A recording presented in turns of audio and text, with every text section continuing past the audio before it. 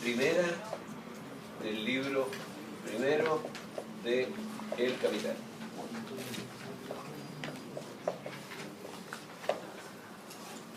Y eso ustedes lo pueden leer los que tengan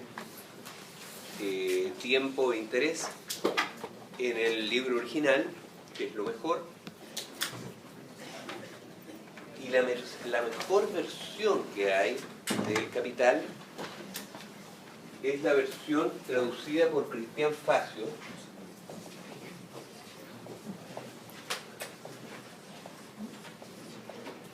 que fue editada por LOM el 2010. Esta edición es la única que hay, aparte que fue traducida por un compatriota, lo cual es muy significativo. Es la única versión que existe en el mundo que es traducida directamente desde el alemán al castellano. Porque todas las otras son traducciones desde traducciones. Esto tiene su historia, esta versión fue hecha por Cristian Facio en los años 80. Él era un joven estudiante de economía en Moscú, y la editorial Progreso de Moscú decidió hacer esta traducción por primera vez desde el alemán directamente al español, y puso un aviso, y Cristian leyó el aviso, y él sabía alemán muy bien porque había vivido ahí, y también castellano naturalmente porque es chileno, y se ganó el concurso y hizo la traducción. Esto fue revisado por su padre, Hugo Facio, y tradujeron los 3 libros. Lamentablemente, la editorial Progreso se terminó y no se sabe dónde quedó la traducción de los dos, del libro 2 y el 3. Que está hecha, está lista, pero como les digo, está perdida por ahí en alguna bodega. Sin duda tiene que estar. Pero alcanzaron a editar el libro, el primer tomo, y ese LOM Ediciones lo reeditó el año pasado, o el 2010. Si quieren tener ustedes el primer libro del Capital, esa es la mejor versión disponible, además que está aquí en la librería de LOM. Ahora, los que tengan menos tiempo, les recomendamos la versión de Alejandro Yáñez,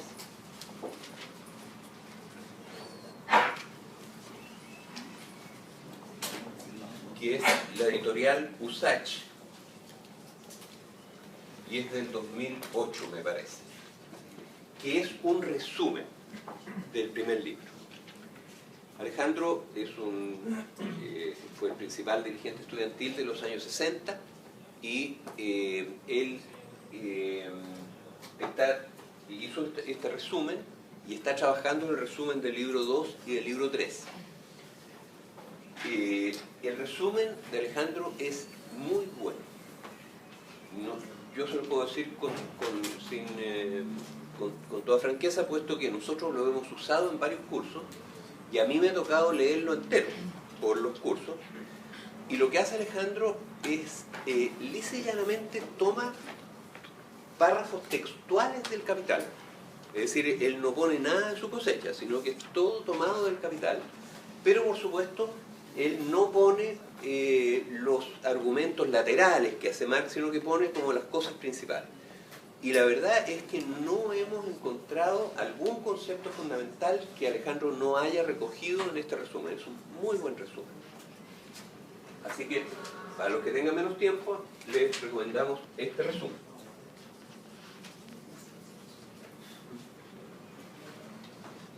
Ahora, leer esta sección es parte de la cultura universal.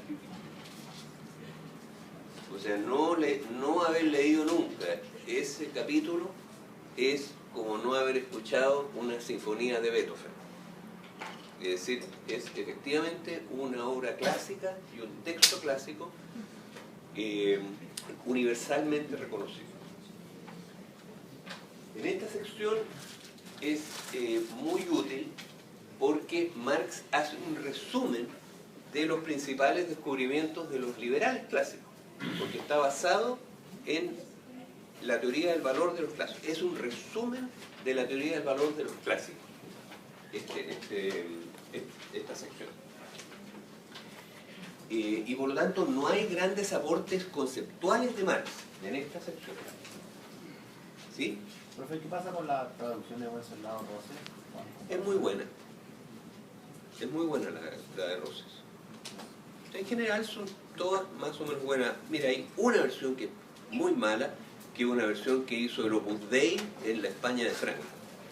Pero las demás son realmente muy buenas, la mayoría. La del Fondo de Cultura Económica es muy buena también. Realmente son... O la de Roses es la del Fondo de Cultura, me parece. Pero es que hay otra de otra editorial mexicana que también...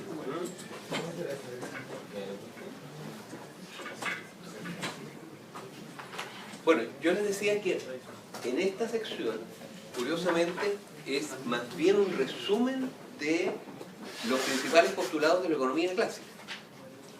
O sea, Marx no hace grandes aportes conceptuales. Ahora, sí hace un aporte metodológico extraordinariamente interesante de por sí. Y que es el siguiente. Marx, como ustedes saben, es un discípulo de Hegel. Y es un hegeliano consecuente. Entonces, él usa la dialéctica de Hegel para exponer la teoría de los liberales clásicos. Y es una, en ese sentido, es un texto extraordinariamente interesante. Porque tiene esa otra vertiente, o sea, una exposición de Smith, digan ustedes, y de Ricardo, pero usando la dialéctica de Hegel. Entonces, el leer este capítulo es, en parte, leer a Smith, leer a Ricardo, pero también, en parte, leer a Hegel.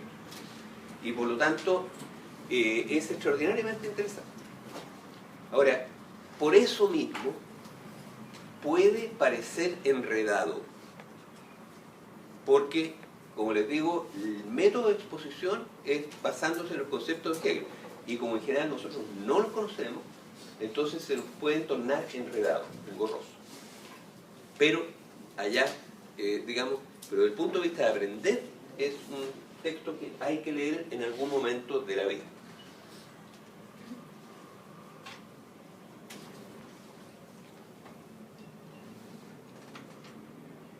Nosotros en el curso no usamos la exposición en base a la dialéctica hegeliana. Y tampoco la vamos a usar ahora en el tratamiento de este capítulo, sino que vamos a usar más bien los conceptos de hoy, porque nos ha parecido que eso permite que queden más claros los conceptos fundamentales. Pero vamos a hacer algunos pequeños alcances a la forma en que Marx expone. Las ideas básicas ustedes ya las conocen, porque las hemos visto en la introducción. En otras palabras, en este capítulo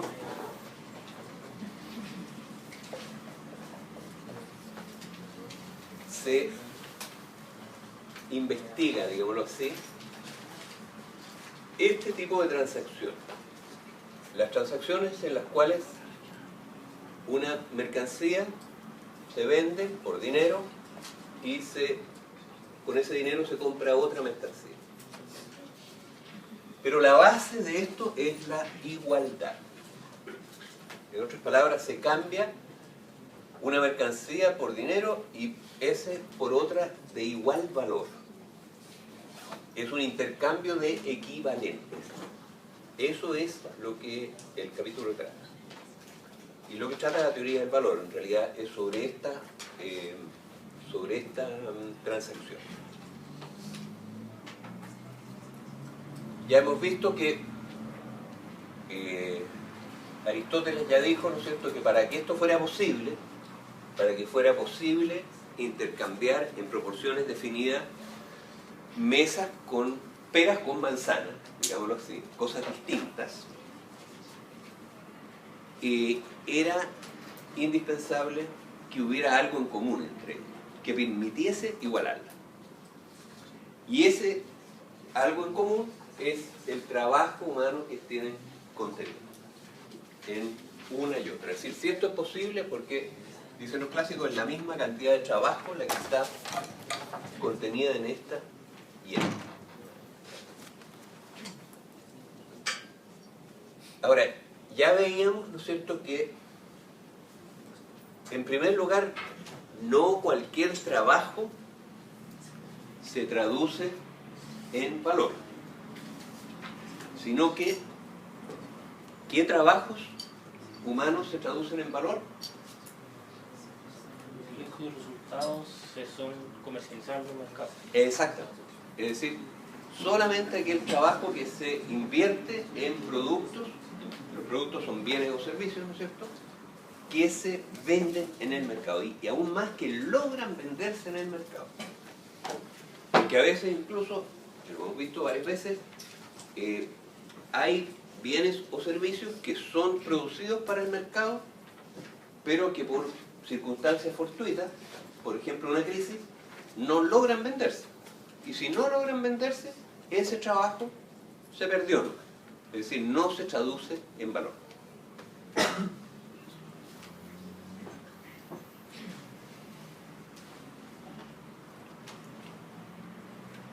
Veíamos que esta ecuación, ¿no es cierto?, podría ser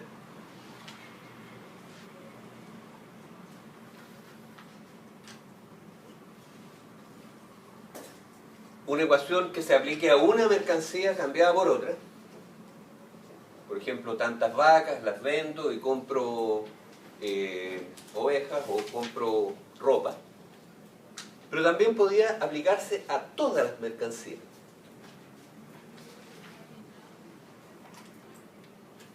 Todas las mercancías se venden por dinero y con ese dinero se compran todas las mercancías. En otras palabras, esta ecuación, digámoslo así, es válida tanto para una transacción determinada, pero también para el conjunto de las transacciones de un año, por ejemplo. ¿No es cierto?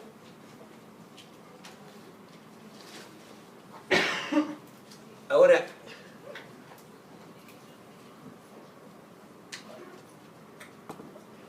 aquí aparecen dos cosas que me interesa que queden en su mente, digamos, porque son muy útiles después. En un sentido, es verdad que el conjunto de las ventas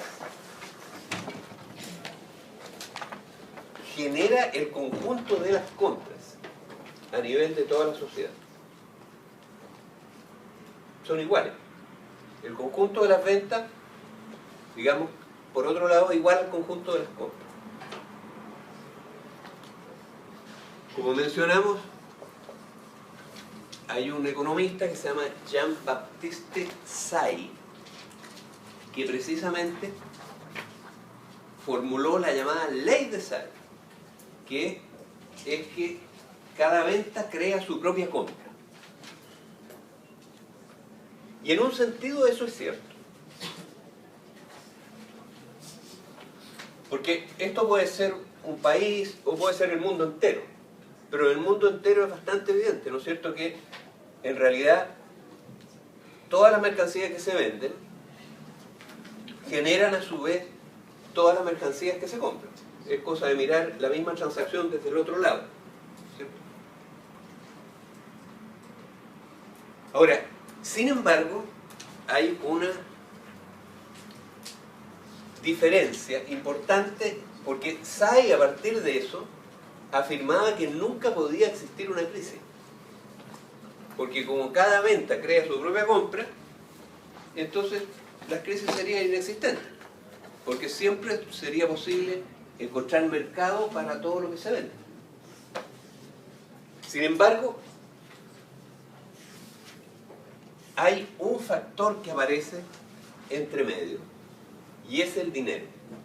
Es decir, estas transacciones no son trueque, no son del tipo M por M.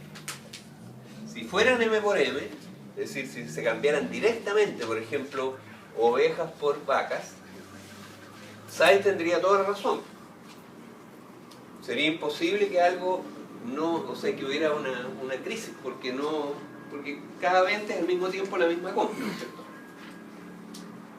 Sin embargo, aparece entre medio el dinero, que precisamente en esta clase vamos a ver cuál es la concepción clásica acerca del dinero.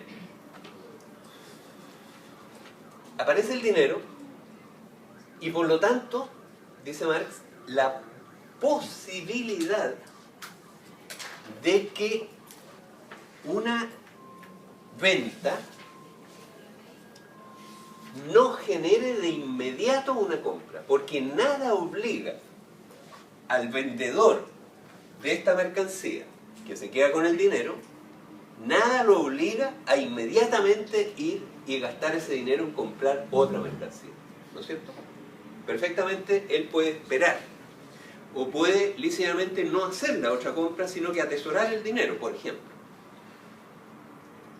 Entonces, en ese sentido, aparece en la misma forma de esta fórmula la posibilidad de la existencia de crisis, precisamente porque existe el dinero entre medio.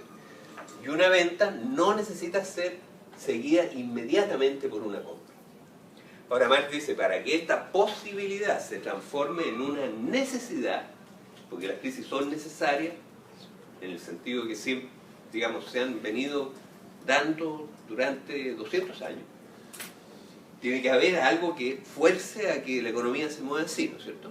Bueno, esa necesidad se debe a otras cosas, que ya hemos visto en la introducción en parte y veremos después en detalle. La necesidad se debe a otras cosas, pero la posibilidad radica ya en esta forma.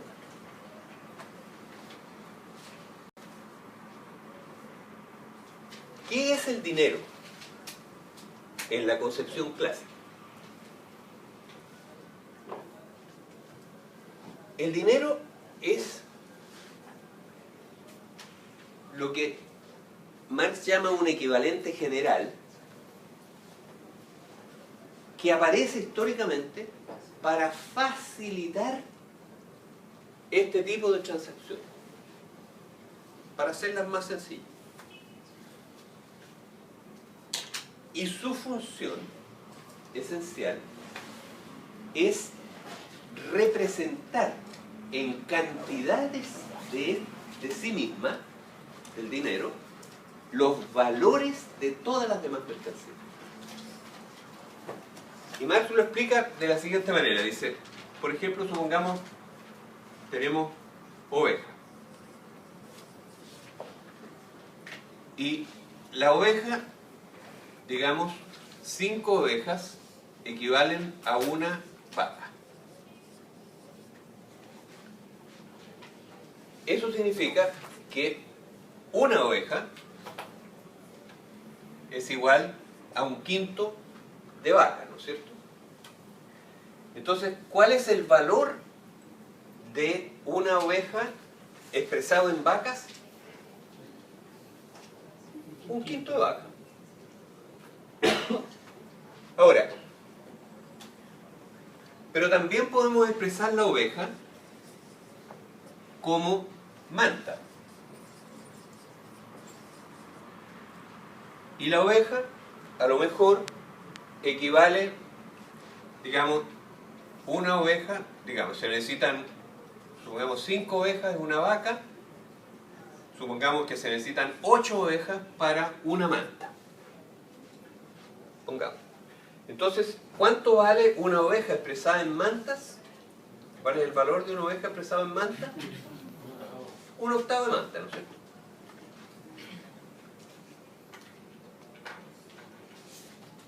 Ahora, el ejemplo de la vaca no es trivial, porque efectivamente también se podría expresar las mantas en vaca. ¿Y cuántas salen?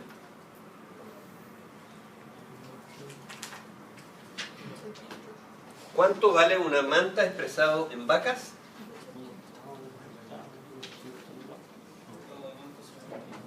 Son como 5 octavos o 8 quintos, no sé cuánto es. Ustedes tienen la mente matemática más ágil que la mía. ¿Cuántas salen? 8 quintos. ¿Ah? 8 quintos. 8 quintos. 8 quintos de vaca. Por lo tanto, la vaca podría servirnos eventualmente de dinero, porque podríamos expresar todas las mercancías en vaca. Entonces podríamos saber que una oveja es 1 quinto de vaca. La oveja, sabemos que una oveja es 1 octavo de manta, pero podríamos expresar también las mantas en proporción de las vacas. Y así podríamos expresar todas las mercancías en función de las vacas. Y las vacas, en ese caso, pasarían a ser usadas como equivalente universal, porque todas las mercancías se podrían expresar en vacas. Y por lo tanto saldría más fácil comparar mantas con ovejas, porque todos se preguntan, ¿cuántas vacas vale esto? Tanto, 1 quinto. ¿Cuántas vacas vale esto? 1 octavo. Entonces se sabe al tiro cuánto vale, en función de las vacas, porque las vacas pasan a ser como el equivalente universal. Y de hecho lo fueron, porque en los pueblos nómades las vacas sirvieron de dinero, en algún momento. Como más o menos, supongo, todos conocían las vacas y todos sabían cuánto valía una vaca, y más o menos costaría parecido una vaca en una parte que en otra, en trabajo humano. Entonces la vaca pasó a ser como el equivalente general, digámoslo así, en algún momento. También se usaron como equivalente general la sal, por ejemplo. ¿Sí? La sal se expresaba en sal. Digamos, los valores de las distintas cosas se expresaban en sal. Sin embargo, rápidamente, y estamos hablando de hace 2000 años más o menos, hubo una mercancía particular que pasó a ocupar el papel de equivalente general. ¿Y cuál fue esa? El oro.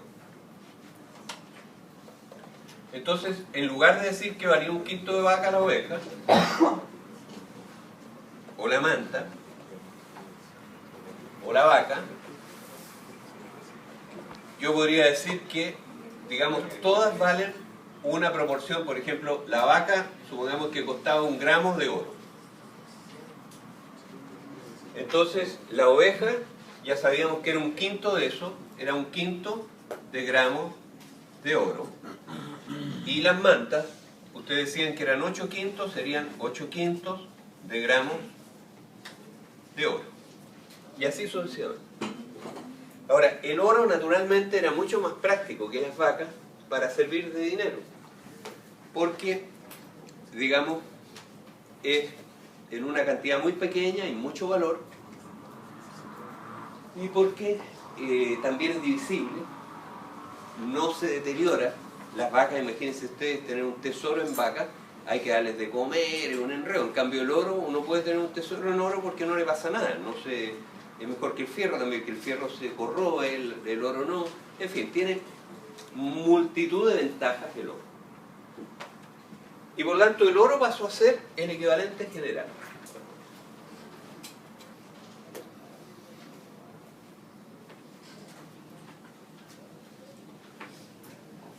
La plata también fue muy usada como equivalente general.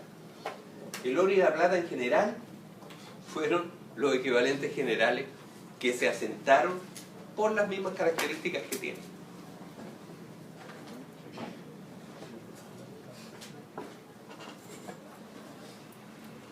Ahora, ustedes se dan cuenta que para que cumpla esta función, cualquier cosa que usemos como dinero,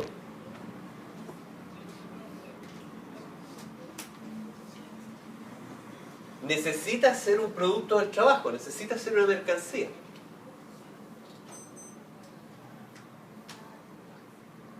Para que pueda expresar el valor de todas las demás mercancías necesita tener en común con las otras mercancías una sustancia común para permitir que se haga esta igualdad. ¿Y cuál es el valor del oro? ¿De acuerdo a la teoría clásica? El trabajo que se requiere para encontrarlo y extraerlo, ¿cierto?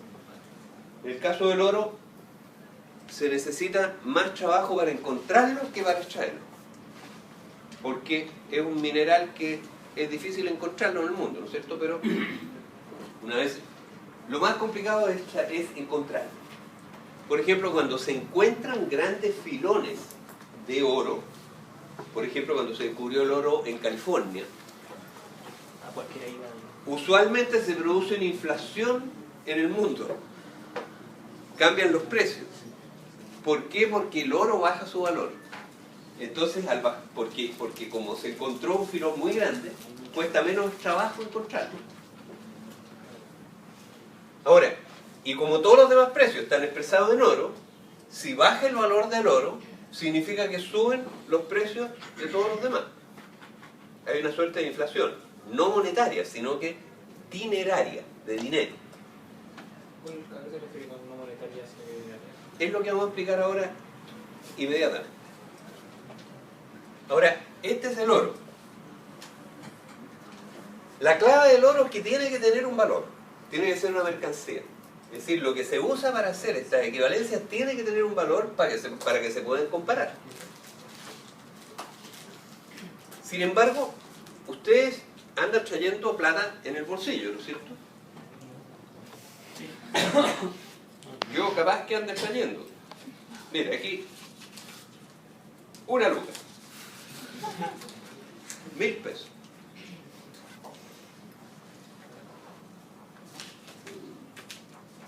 No, se pegan esto. 1000 pesos. Y si yo te paso esto a ti, te puedo comprar una bebida, te puedo comprar un sándwich. Es decir, tiene un valor, ¿no es cierto? Representa un valor. Y nuestros precios en Chile no los expresamos en oro, sino que los expresamos en pesos. Sin embargo, esto tiene valor. Debe ser chico. ¿Ah? Porque puede estar fabricado, pero debe ser pequeño. Es un pedazo de papel nomás, ¿no es cierto? Y por lo tanto no tiene valor. Sin embargo, incluso esto yo lo puedo simular con un registro en mi cuenta bancaria. Ahí en ese caso. Y ahí el valor es 0, ¿no es cierto? 0.0. Y de hecho la cantidad de billetes y monedas comparada con la cantidad de dinero total que hay en la economía es muy pequeña.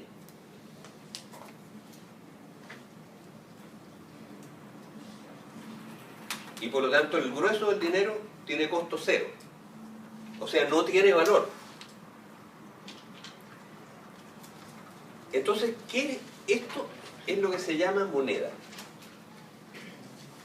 Esto se llama dinero.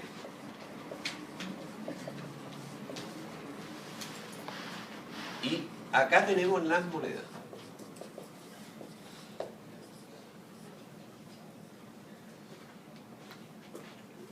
Y aquí tenemos pesos, dólares, marcos, libras, yuanes, y pongan ustedes lo que quieran, ¿no es cierto? ¿Qué es lo que son las monedas? Para la teoría clásica. Las monedas son nombres de determinadas cantidades de peso del material dinero. Por ejemplo, un dólar es igual a 1.635 avos de onza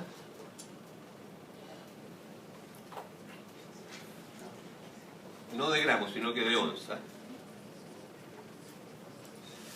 de oro. Hoy día. Yo creo que ese es el oro está en ese precio, hoy justamente está en ese precio. O sea, $1 es un 1.635 hoy. Esto es ¿a cuánto estamos hoy día? ¿A 7? ¿Ah? 10. A 10 del día.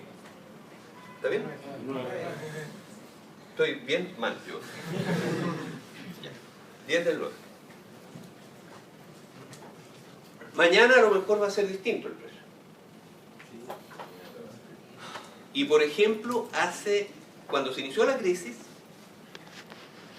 $1 era más o menos un 800avo de onza de oro. O sea, cambia esto bastante. Ahora, en ese sentido,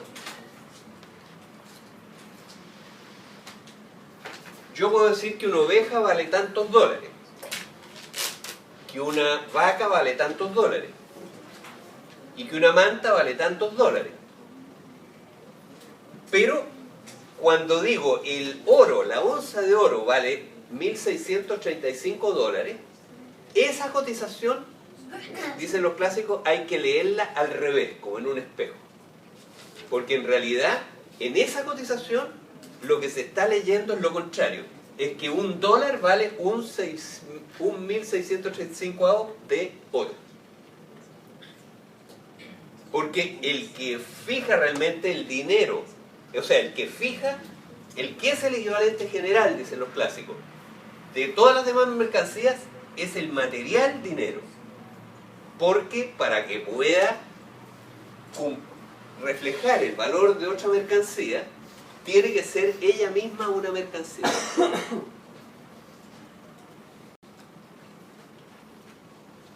Entonces, las monedas en buenas cuentas son nombres que en los distintos países adquieren determinados pesos del material dinero. Ahora,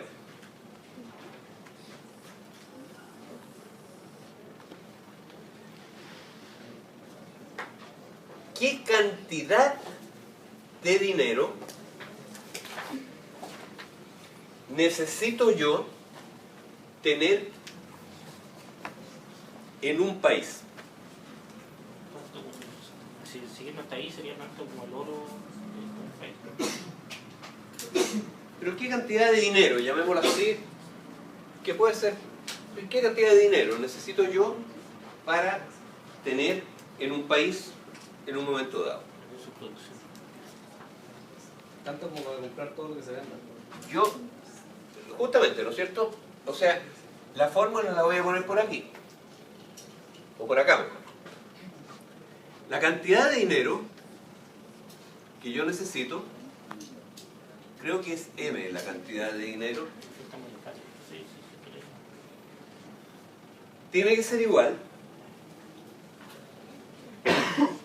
a la sumatoria de todos los precios de las transacciones efectuadas en ese país, ¿no es cierto? Porque yo, para poder hacer esta transacción, supongamos cambiar una vaca por 5 ovejas, pero a través del dinero, yo necesito tener, para poder vender la vaca, necesito tener la cantidad de dinero, tiene que haber circulando una cantidad de dinero suficiente como para comprar mis vacas. Y como tengo un montón de transacciones acá, tiene que haber en el mercado circulando la cantidad de dinero equivalente a la suma de todos estos precios, ¿no es cierto? Entonces son los precios, pero hay monedas que se ocupan varias veces, ¿no es cierto? Por ejemplo, esta misma moneda, si yo vendo una vaca a cambio de esta moneda, y con esa misma moneda después voy y compro una oveja, estoy usando 2 veces la misma moneda, ¿no es cierto? Bueno, eso es lo que se conoce como la velocidad de circulación del dinero. Porque si subo la velocidad de circulación del dinero, es decir, si una misma moneda la uso muchas veces, eso significa que necesito menos dinero que si la ocupo una vez. Si lo ocupo 2 veces necesito la mitad, si lo ocupo 4 veces necesito la cuarta parte de todos los precios. Es bien simple, ¿no es cierto? O sea, depende de 2 cosas. De las transacciones que hayan, que eso está dado por el valor de las mercancías que se transan, y depende de la velocidad de circulación del dinero.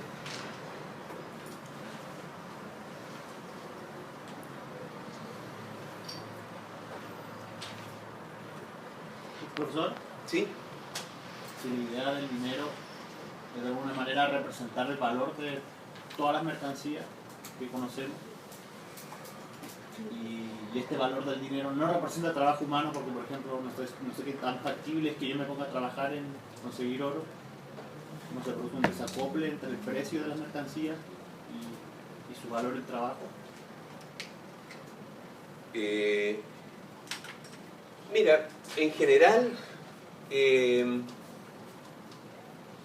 digamos, va a haber una cantidad de dinero suficiente como para que haya las transacciones. Es más bien al revés. Es más bien al revés. O sea, la cantidad de dinero que hay en el mercado circulando más o menos obedece a la cantidad de mercancías que hay circulando. Pero lo vamos a ver eso en la práctica, cómo funciona esto con moneda, no con dinero. Porque ahí es más fácil verlo. ¿Sí? Sí, es que en ese caso los precios se ajustarían, ¿no?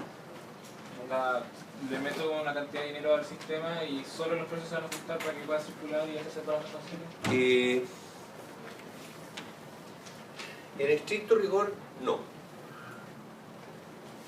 En el caso del dinero. Imagínate que no hubiera moneda, sino que hubiera nada más que dinero.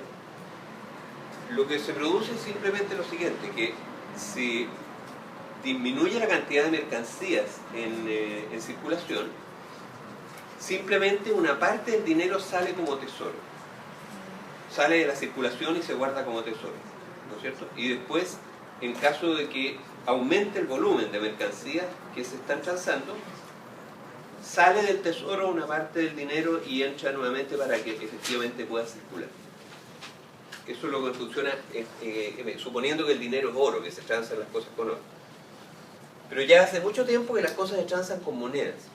Entonces yo prefiero que veamos la cosa con las monedas. Ese aspecto. ¿Sabe cuál es el problema, profesor? Creo yo. ¿Sí? La moneda en sí misma no representa trabajo humano. Nada. Entonces, ¿cómo voy a representar yo un objeto que de manera sencilla la representamos en moneda para equivaler su valor? Si la moneda no representa trabajo humano, la mercancía mucho menos va a representar trabajo humano. Claro, o sea, la moneda depende de un Estado. La moneda depende de un príncipe. La moneda depende de alguna autoridad que diga, mira, este billete vale tanto. Y además tiene curso forzoso. O sea, en otras palabras, tú estás obligado a aceptar esto dentro del territorio de Chile. O sea, si tú vas y tú eres un comerciante y yo te quiero comprar y tu precio está expresado en esto y yo te pago con esto y tú no me lo aceptas, tú cometes un delito. Porque la moneda tiene curso forzoso en un territorio determinado. Entonces, el que hace esta equivalencia, digámoslo así, es el Estado. El Estado dice, esta moneda vale, por ejemplo el dólar vale hoy, no sé, 1.635 de oro.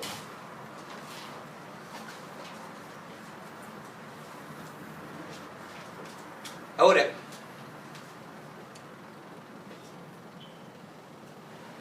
Sin embargo, precisamente porque no tiene valor,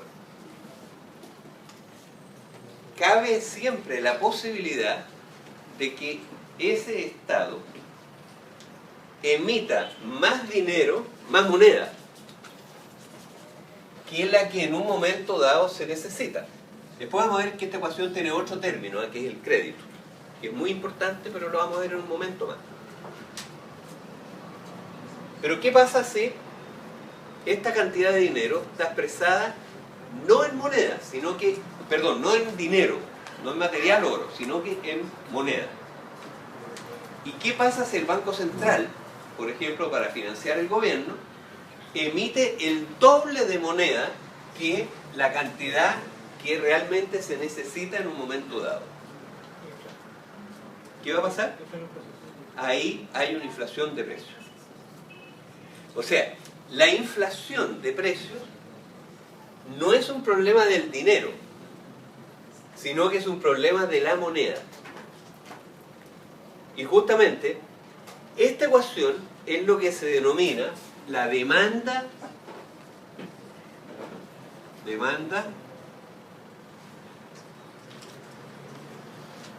por dinero.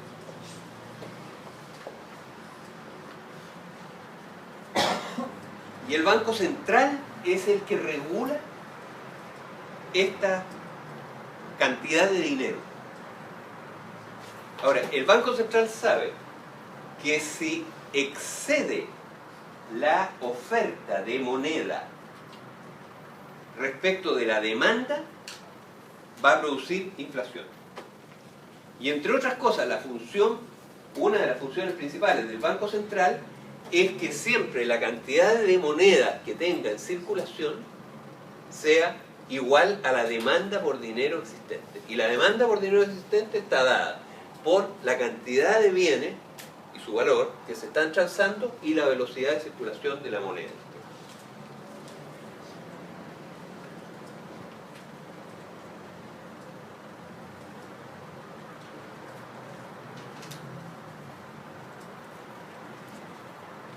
Ahora,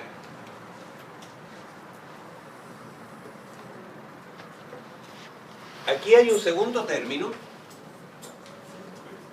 que es el siguiente. La cantidad de dinero necesaria para que se produzcan todas las compras y ventas en una economía es igual a la suma de los precios de todas las mercancías que se venden dividido por la velocidad de circulación del dinero. Pero hay un segundo término en esa ecuación, menos el crédito.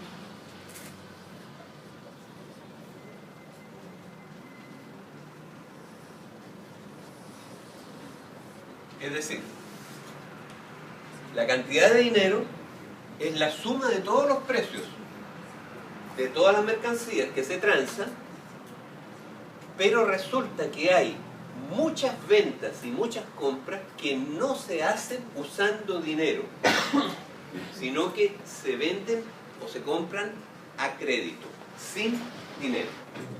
Es decir, por ejemplo, ustedes van a comprar algo a una tienda, por ejemplo, a la Polar,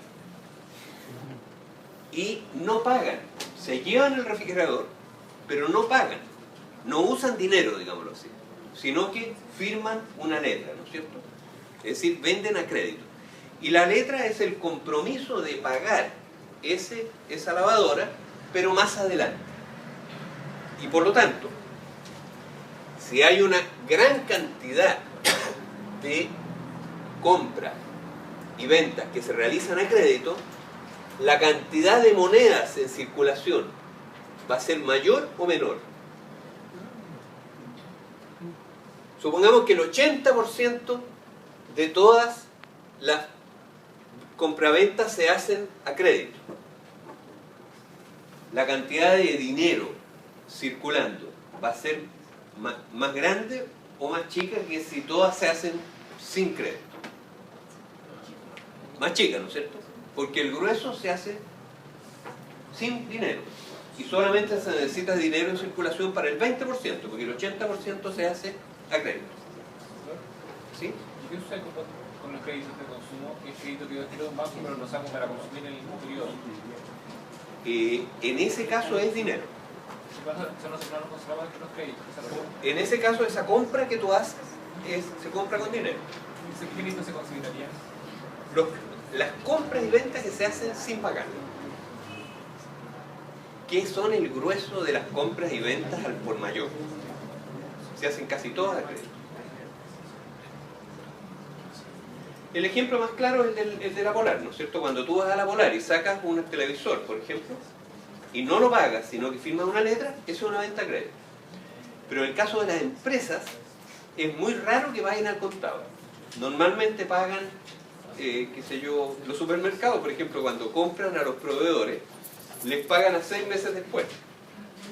Si tú vas a vender quesos a un supermercado, el supermercado no te paga el queso al tiro, él lo vende en dinero, al tiro.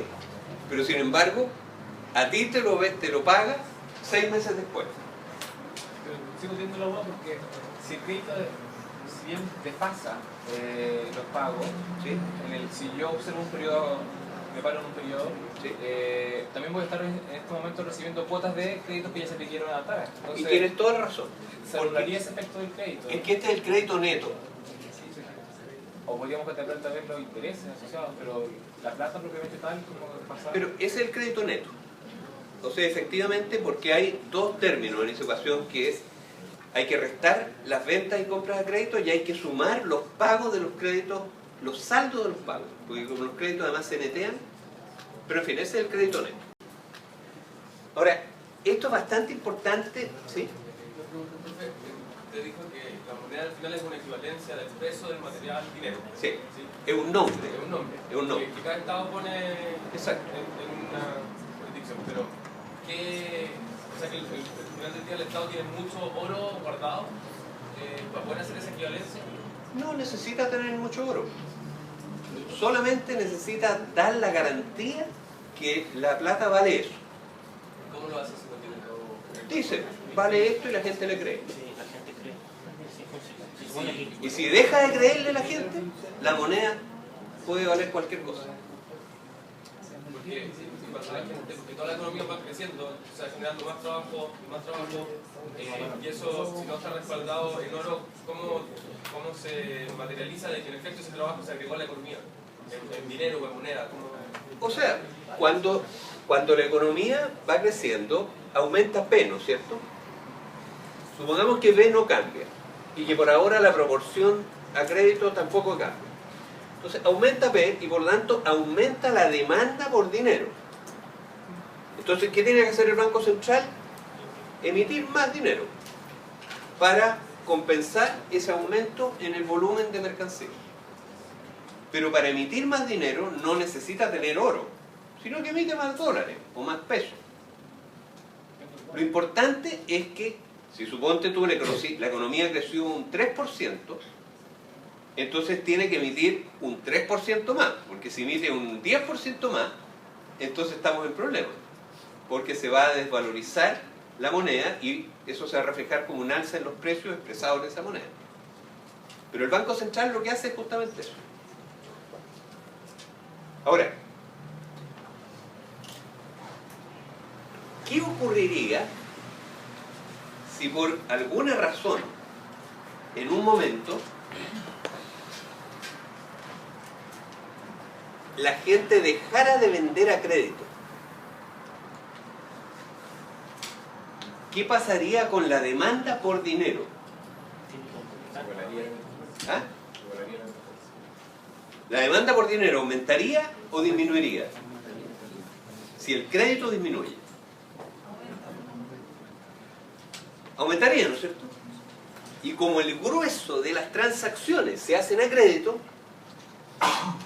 si el crédito de repente se frena o se congela, ¿qué pasa con la demanda por dinero? Se dispara. ¿Y qué ocurre en las crisis? Eso pasa, ya no hay confianza. Ocurre precisamente esto. ¿Y qué es lo que han hecho los bancos centrales del mundo en el curso de la crisis que estamos viviendo? Porque las crisis, entre paréntesis, son la mejor escuela de economía. Después vamos a ver cómo son la mejor escuela que demuestra la teoría del dinero de los clásicos, que en periodos normales nadie la pesca, pero cuando vienen las crisis ahí se acuerdan. Pero bueno, ¿qué han hecho los bancos centrales ahora en el curso de la crisis? ¿Ah? Pero con el dinero, ¿qué han hecho con el dinero? ¿Han emitido dinero o han contraído la cantidad de dinero? ¿Ah? Han emitido dinero como nunca antes en la historia. Miren, el Banco Central estadounidense ha emitido 3 billones de dólares en dinero. El Banco Central Europeo emitió el año pasado 1 billón de euros en dinero. Ahora, por ejemplo, ayer el presidente del Banco Central Europeo ha declarado que va a comprar bonos de los países que están en problemas, de España, de Grecia y de cualquier país que lo ofrezca, en cantidades ilimitadas. ¿Y por qué puede hacerlo? Porque el Banco Central Europeo puede emitir la cantidad de euros que quiera. Emiten dinero para comprar. O sea, en otras palabras, emiten dinero. Ahora, ¿por qué en las crisis, cuando justamente se reduce P? O sea, es porque se reducen las transacciones, ¿no es cierto? En las crisis hay menos compras y ventas. Y los precios, incluso reales, los valores bajan. Pero,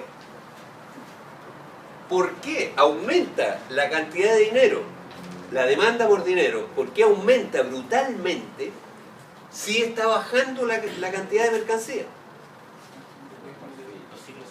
Porque el crédito neto se va a cero. Marx tiene una frase que es famosa. Dice lo siguiente, dice que en tiempos normales los empresarios, él los llama los burgueses, dicen el dinero no sirve para nada, el dinero. Es porque ellos todo lo hacen a crédito. Sin embargo, dicen, cuando viene la crisis, cual ciervos sedientos en busca de agua fresca, braman por dinero, dinero, dinero. Lo único que necesitan es dinero. Ahora, y la razón es muy simple, porque el crédito termina, porque nadie compra ni vende a crédito, porque como nadie sabe en la crisis si es solvente el otro lado, nadie le va a dar crédito a nadie. Y al revés, los que tienen deuda quieren que se las paguen al tiro. Entonces, por lo tanto, se necesita dinero para pagar las deudas y además se necesita dinero para todas las transacciones, porque nada se vende a crédito. Entonces, la cantidad de dinero que se demanda en la economía crece explosivamente durante las crisis. Pero los estados, entonces, para revertir eso, emiten moneda. En el fondo están transfiriendo la confianza que falta en el mercado, en el crédito, la transfieren ellos diciendo aquí hay más moneda, que sería el equivalente al dinero. O sea, exactamente, ellos Pero lo que emiten es moneda. Pero la moneda sirve. ¿Qué ocurre con esa confianza que transfieren en la moneda, con el dinero que trae, o sea, el trabajo que trae implícito el dinero? Esta proporción no cambia, porque no se han salido de la demanda por dinero. O sea, si el Banco Central norteamericano, en lugar de haber emitido 3 billones de dólares, un millón de millones, es una cosa de loco. O sea, 3 billones para que ustedes hagan una idea, el Producto Interno Bruto de Chile son más o menos 0,27 billones de dólares. 0,27. Bueno, el Banco Central norteamericano emitió 3 billones. O sea, ¿cuánto es eso? 10 veces el Producto Interno Bruto de Chile. Y lo emitió así, ¡pah!, de un viaje. ¿Por qué? Porque el crédito se contrajo, se fue a cero durante la crisis. Entonces, para hacer transacciones y para pagar las deudas, toda la gente necesitaba dinero, dinero, dinero. Y para eso emitieron $. Ahora, si hubiera emitido más de lo que el mercado en realidad estaba demandando, ¿qué pasaría con la relación entre dólares y oro? Cambiaría, ¿no es cierto? ¿Y saben ustedes que en realidad emitieron de más? Precisamente por lo que les decía. Porque antes de la crisis, un dólar representaba un 900avo o un 800avo de onza de oro. En cambio hoy día representa un 1600avo de onza de oro. Ahora, hay un gráfico que salió publicado hace muy poquito en el Financial Times de Londres, en el cual aparece, dice llanamente, el dólar con el oro. Y es una relación así. En que aquí está el inicio de la crisis y acá está hoy día, digo. Es decir, ha habido un incremento muy fuerte en la cotización del oro, que nosotros sabemos que hay que leerla al revés, que en realidad no es que sea que el oro valga tantos dólares, sino que el dólar representa tal fracción de peso en oro, según los clásicos, según la economía clásica.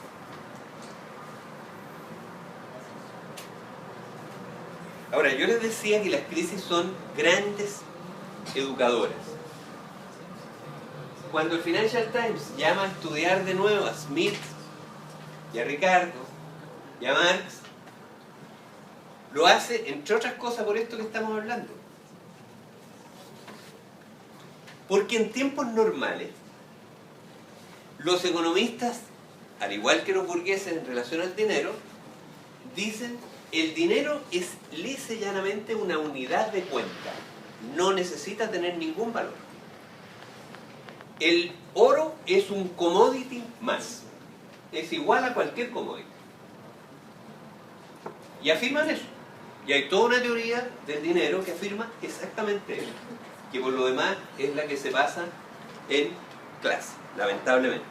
Y esta otra ni siquiera se basa. Sin embargo, llega la crisis y hay una tarea que les vamos a pedir. Y la tarea es la siguiente: que ustedes, por favor, vean las cotizaciones del oro, pero junto a la del oro, vean las cotizaciones del cobre, del trigo, de una serie de otros commodities, del fierro, en fin, que hagan un gráfico, literalmente el gráfico, de el precio de todos esos commodities, entre comillas, y del oro. Se van a encontrar con la siguiente sorpresa, de que en el curso de la crisis se han movido exactamente al revés. En otras palabras, todos los commodities, el petróleo, el cobre, ha subido y bajado de manera enloquecida durante la crisis. Sin embargo, el oro ha tenido un comportamiento extraordinariamente estable. Y en general, en el corto plazo, cuando sube el oro, bajan los otros. Y cuando suben los otros, el oro sube menos o baja. O sea, en otras palabras, la crisis ha demostrado que el oro sigue cumpliendo el papel de equivalente universal. ¿Qué es lo que decían los clásicos?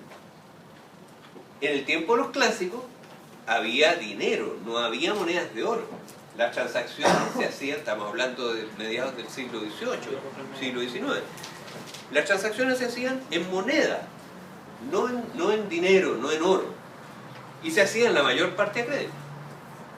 O sea, la situación en ese sentido era muy similar a la de hoy día. Entonces, nuevamente, voy a lo que estábamos hablando antes. Resulta que viene la crisis y una vez más la teoría de los clásicos respecto del dinero se confirma. ¿Sí? Lo que mencionó de las emisiones de la Reserva Federal y del Banco Europeo. ¿Sí? ¿Con qué fin sobrepasaron la demanda por dinero en este caso? Si quisieron enfrentarlo como una medida. Lisa y llanamente, sí, lisa y llanamente, fíjate, por la siguiente razón, por razones políticas. Por lo siguiente, porque como existe un lobby extraordinariamente poderoso a nivel mundial, que es por parte de los acreedores principalmente, respecto de que no debe incrementarse el gasto fiscal, entonces el peso completo de la reactivación ha venido a recaer en los bancos centrales y no en los gobiernos. Porque en las crisis lo que hay que hacer, eso lo vamos a ver en su momento, ¿no es cierto? Bueno, o lo podemos ver acá en términos generales, la demanda se contrae mucho. Ahora, para compensar la disminución de la demanda, el único que puede gastar más es el fisco. Eso lo ve Keynes. Keynes es el gran descubrimiento de Keynes, no de Marx. Bueno, y Keynes dijo eso. Entonces, pero sin embargo hay un lobby muy fuerte para que el fisco no gaste, para que no se endeuden los gobiernos, que se ve una presión muy grande para que baje el gasto público. Por ejemplo, es increíble, pero a los países que están en crisis hoy día, en Europa, las propias autoridades europeas los obligan a que reduzcan sus gastos en el medio de la crisis, con lo cual, ¿qué es lo que ocurre con la demanda? No se va a... Se contrae más todavía. Eso con el fin que respondan a su deuda externa. Que Precisamente, precisamente. es decir, es una presión de los acreedores. Una presión que es imposible de cumplir, porque esa deuda, a su vez, viene creciendo por encima del Producto Interno Bruto por muchos años, y por lo tanto es una cosa completamente ficticia. Y lo que debe hacer la crisis es justamente achicar esa deuda. En otras palabras, que no paguen los países, Claro. o que reduzcan la deuda. Pero sin embargo, para que los acreedores se aseguren el pago, obligan a los estados a no gastar para que el dinero que recauden lo usen para pagar la deuda.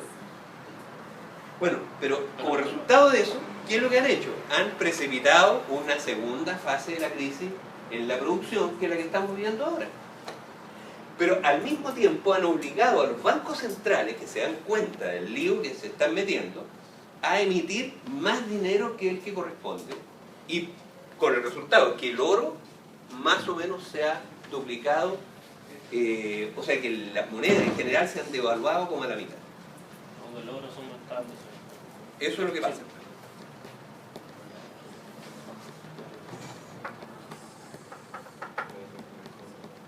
Todo esto que estamos hablando, yo lo que estoy tratando de hacer es de exponerle la teoría del dinero de los clásicos. Ahora, inmediatamente les recalco que esa teoría del dinero de los clásicos ha sido muy cuestionada por algunas escuelas económicas Más reciente. más recientes. Y lo que enseñan en los cursos de economía no es esta teoría. Sin embargo, nuevamente les reitero, en la crisis resulta que el comportamiento del precio del oro, que se ha comportado exactamente al revés de las demás commodities, ha venido a demostrar precisamente la teoría de los clásicos. Y la teoría de los clásicos, si ustedes se dan cuenta, es extremadamente lógica. Pues, ¿qué es lo que dicen los clásicos? Nuevamente, para que dos mercancías se puedan intercambiar, tiene que haber algo en común a ellas. Olvidémonos que es el trabajo lo que tienen en común. Pero para que el dinero pueda representar los valores de las demás mercancías, necesariamente tiene que tener algo que le permita compararse. Tiene que tener valor ella misma. Tiene que ser una mercancía con valor. ¿Sí? ¿Y con la plata sucede algo parecido? Lo mismo.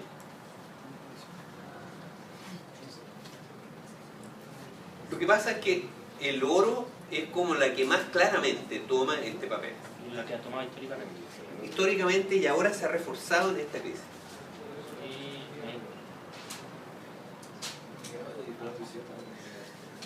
O sea, en otras palabras, este enredo que tenemos en la pizarra, si ustedes me permiten, es una de las demostraciones más espectaculares que estamos viendo hoy día acerca de la importancia de leer los fundamentos de la teoría económica, que es el pensamiento de Picasso. Porque si no, ¿cómo se explica que el oro se haya comportado exactamente al revés que los demás commodities? Cuando los economistas venían afirmando durante años que el oro era un commodity más. Sin embargo, en la crisis se ha comportado exactamente al revés. Y por supuesto, respecto de esto aparecen cualquier cantidad de teorías equivocadas. Por ejemplo, una teoría equivocada es que hay que volver al patrón oro. Bueno, volver al patrón oro viene a ser más o menos lo mismo que tener el dólar fijo a 39 pesos, que es lo que pasaba en Chile en la crisis del 82. O es más o menos lo mismo que estar metido en el euro y no tener capacidad de emisión cuando se es un español o un griego, hoy día. Es decir, no tener la posibilidad de devaluar la propia moneda.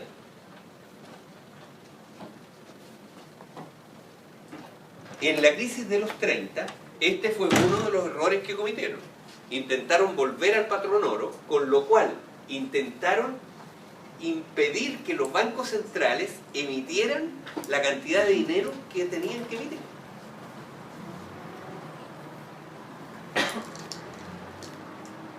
Ahora, esto de que en las crisis los bancos centrales tienen que emitir dinero porque se restringe el crédito, ocurrió que en la crisis de 1848, que empezó el 45 en realidad, el Banco de Inglaterra cometió exactamente ese mismo error. O sea, estableció el patrón oro y dijo: yo no puedo emitir más dinero que la cantidad de reservas que yo tenga en oro.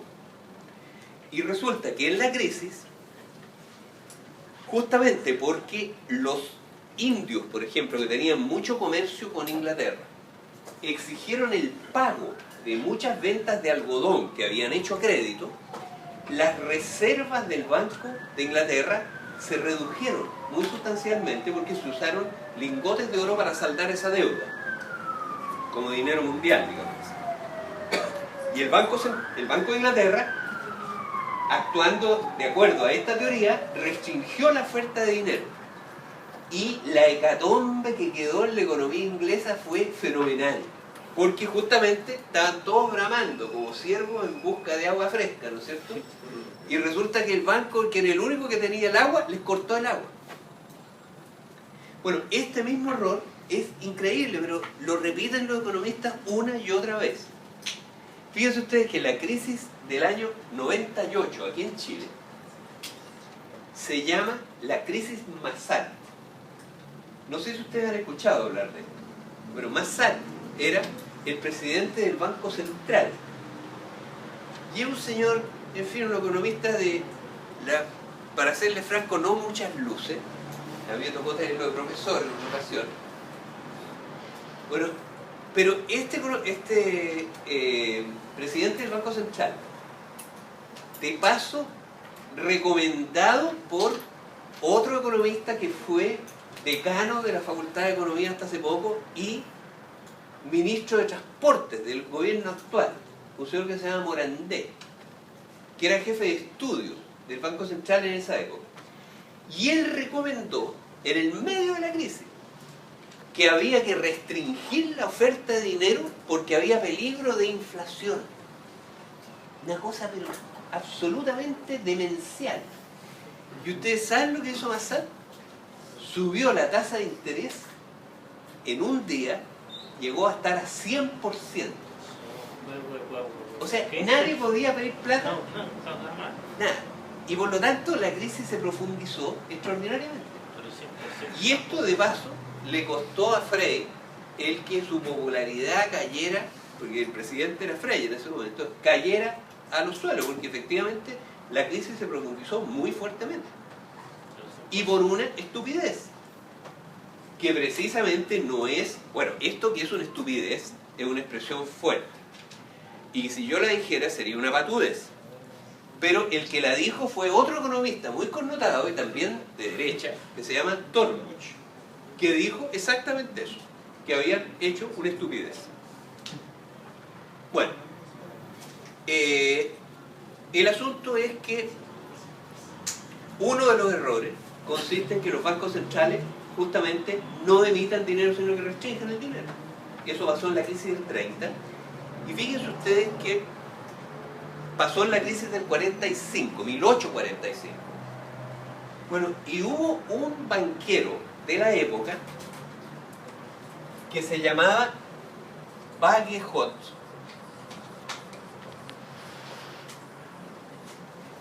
que publicó su obra en 1870, es decir, en la misma fecha que se publicó el primer libro del Capital. Era contemporáneo de Marx. Bueno, y Bagehot es el que dijo que en las crisis los bancos centrales lo que tenían que hacer era emitir dinero como condenado, precisamente porque el crédito se estancaba. Y el escrito de Bagehot es una suerte de manual de los banqueros centrales desde esa época. Pero naturalmente en determinados periodos se olvidan de las enseñanzas de Bagehot y hacen errores como el de la crisis del 30 o el de Masada acá, o en fin. Pero fíjense ustedes que, ¿saben qué economista fue el principal continuador de Bagehot? Y que probablemente este es su más importante aporte positivo a la economía mundial, a la teoría económica, Milton Friedman. Porque el principal aporte de Milton Friedman no son sus teorías anarquistas, sus teorías contra el Estado, porque es una suerte de anarquista de derecha Friedman. Eso es lo que es realmente. Es un hombre contra el Estado, piensa que el Estado es malo y la libertad, y son las mismas consignas anarquistas, pero para los empresarios, no para la gente común y corriente. Bueno, pero Milton Friedman hizo un estudio extraordinariamente importante sobre la crisis del 30 y llegó a la conclusión de que el principal error que cometieron los banqueros centrales en la crisis del 30 es no hacerle caso a Bagehot. Pues bien, el principal seguidor de Friedman hoy día se llama Bernanke, que es el presidente del Banco Central estadounidense. Y le dicen, le dicen Ben en Estados Unidos, le dicen helicóptero Ben, porque lo que ha hecho durante toda esta crisis Bernanke es tirar dinero desde un helicóptero. Eso es lo que ha hecho. Y realmente, pero ha sido magnífico que lo haya hecho. Y ha sido una de las razones por las cuales esta crisis no ha sido una depresión como las del año 30. ¿Cómo en esos errores que usted señala, que emite más dinero sobre la demanda por dinero, hay algún actor beneficiado en la sociedad producto de esa desregulación? Claro, claro, siempre hay. O sea, en el caso, bueno, las inflaciones, usualmente el beneficiario del Estado, que se financia por esta vía, se financia por la vía de emisiones, llamémoslo así, inorgánicas, financia sus propios gastos. Ahora, en el caso de esto otro, de cuando contraen el crédito, lo hacen precisamente para, en el caso chileno, por ejemplo, ¿para qué lo hicieron? Lo hicieron porque había mucha gente que tenía deudas en dólares. Entonces contrajeron la oferta monetaria para que no se devaluara el peso. Y de esa manera, para que no crecieran las deudas de la gente que estaba endeudada en dólares. Siempre hay intereses de ese tipo. Lo que yo no entiendo es que si la política de Friedman es tirar dinero del helicóptero, ¿por qué no se ha dado la inflación? ¿Por qué no se ha dado la inflación?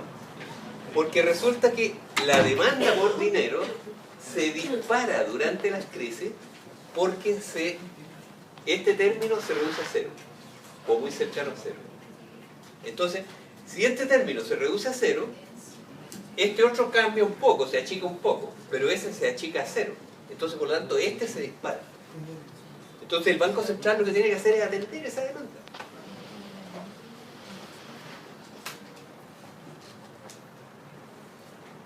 Y es precisamente uno de los grandes misterios, ¿te fijas? ¿Por qué no se ha producido inflación? Ahora, en los hechos, si tú mides el dólar con el oro, sí ha habido un deterioro, pero nunca del nivel de lo que han emitido. Yo les miro las caras y los veo aburridísimos. Y les encuentro toda la razón, porque hablar del dinero es muy aburrido. Pero hay que ver lo que los clásicos decían sobre el dinero, porque hoy día ofrecen nuevamente fundamentos muy sólidos para, no solo para la acción, sino que también para la comprensión.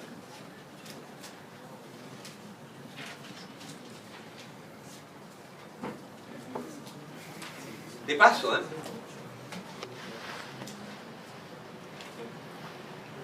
si ustedes se dan cuenta, la concepción de los clásicos es que las monedas son nombres de pesos de oro.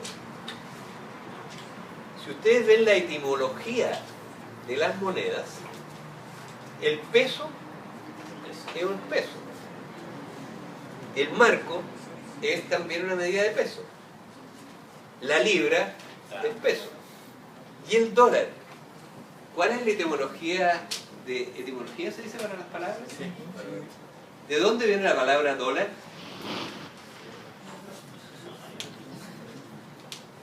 Viene del alemán Thaler, y Thaler es Thaler, que es una medida de peso, de volumen. O sea, en general las monedas, sus propios nombres reflejan su naturaleza de acuerdo a la teoría clásica, que son nombres de pesos de otra cosa. La libra es una libra de plata, inicialmente. Bueno, ¿qué cosas a mi juicio son importantes retener de lo que hemos hablado hoy? En primer lugar, de que es verdad que cada venta genera una compra. Pero sin embargo, la existencia del dinero permite que éstas no sean simultáneas, sino que puede haber una venta que no sea seguida de una compra. Y por lo tanto, pueden ser posibles, una redundancia, porque sabemos que son posibles porque existen, pero digamos, ahí radica la posibilidad de la crisis. Segundo, para que una mercancía sea equivalente general, es decir, sirva para expresar el valor de todas las demás mercancías, es decir, para que determinadas cantidades de esa mercancía representen el valor de todas las demás mercancías,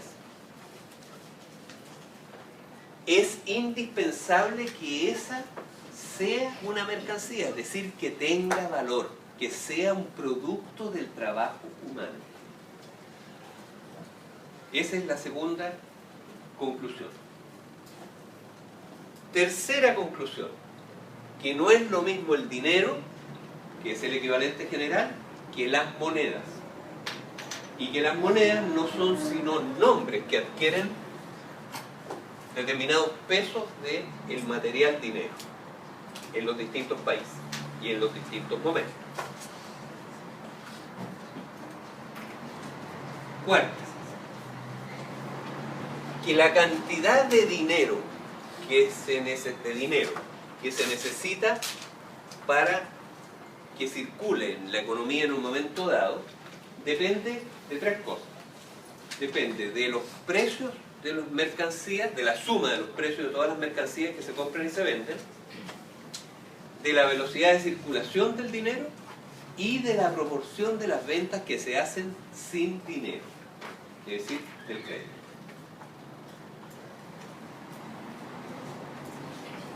Eso de allá se llama la ecuación cuantitativa del dinero.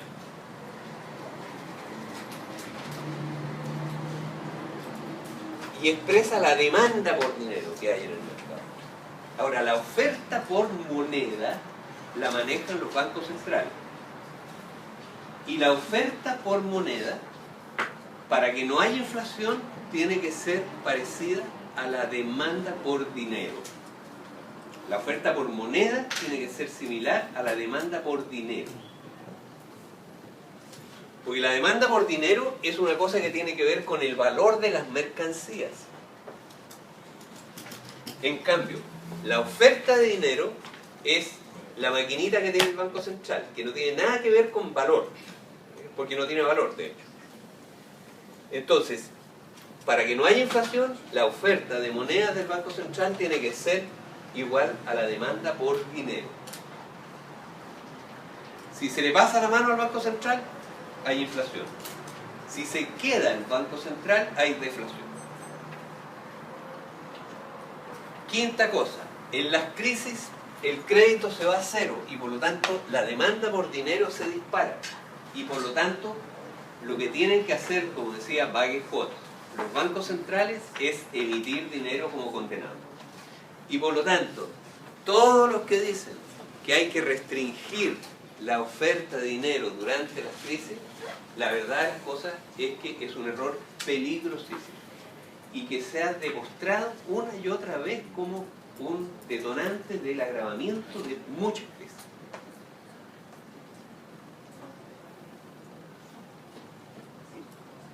Y finalmente, que la teoría económica clásica durante las crisis encuentra momentos de confirmación que son francamente muy espectaculares. Y uno de ellos es justamente cómo durante la presente crisis, y eso les quiero rogar que ustedes lo vean, el oro se ha comportado exactamente al revés de los demás commodities. Y durante todos los años anteriores, los economistas venían afirmando que los clásicos estaban pasados de moda y que el dinero en realidad era una cosa que uno no tenía de cuenta. ¿Sí? ¿Los commodities? No, commodities llaman las materias primas. Pero ¿y por qué es la materia? O sea, si la demanda sube, la demanda por dinero sube. Sí. En la crisis debería ser más cara las cosas. ¿Por qué la demanda está al centro, esos dinero van a resolver eso? No, si lo único que se ha demostrado acá es que el oro no es un commodity más. Porque su precio en la actual crisis se ha movido exactamente al revés que los demás commodities. Eso es el punto que yo quería hacer, nada más. O sea, lo que pasa es que para los clásicos el oro cumple una función de dinero, de material dinero. Y la función en esencia consiste en representar los precios de todas las demás mercancías. Y las monedas no hacen sino darle nombres al oro. Esa es la teoría de los clásicos. Ahora, por lo tanto, el oro debería mantener su valor. Esa es su característica fundamental. Mantener su valor. Porque como es el que representa el valor de todos los demás, tiene un valor muy estable. Pero si es una mercancía más, ¿por qué otra mercancía no podría ser esa? Es que justamente no es una mercancía. Eso es lo que afirman los clásicos. Entonces, por eso yo quería pedirle que ustedes hicieran el gráfico en que comparan el precio del oro con el precio de todas las demás materias primas, o de varias otras materias primas, y ustedes mismos van a ver que se mueven al revés. Que cuando uno baja, el otro sube, y etc. ¿Qué horas son? Terminamos ya. ¿Ah? Y nos pasamos. Ah, ya, estamos bien. Oye, muchas gracias y perdón. Sí, claro. Sí. Ya seguimos regularmente. No. El lunes próximo la tarde es feriado. Es feriado. Claro, la otra es después. Oye, lo que les voy a explicar. Lo que le voy a rogar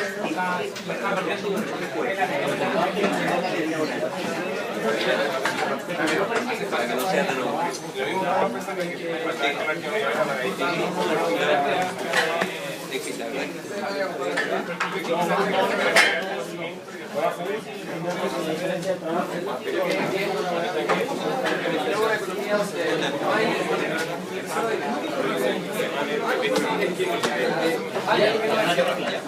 No tenemos moneda. O sea, no dormí.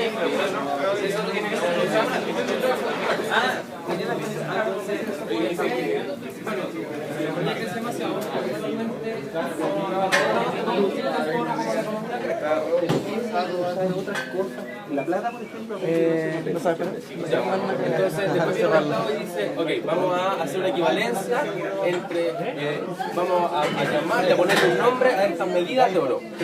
Pero resulta que ahora ya no tengo el oro, porque ahora el banco dice emito y emito y emito y emito y esto representa oro, pero no hay oro. ¿Y por qué se me pierde ahí el oro? ¿Dónde se me fue? Claro, el oro lo necesita en términos de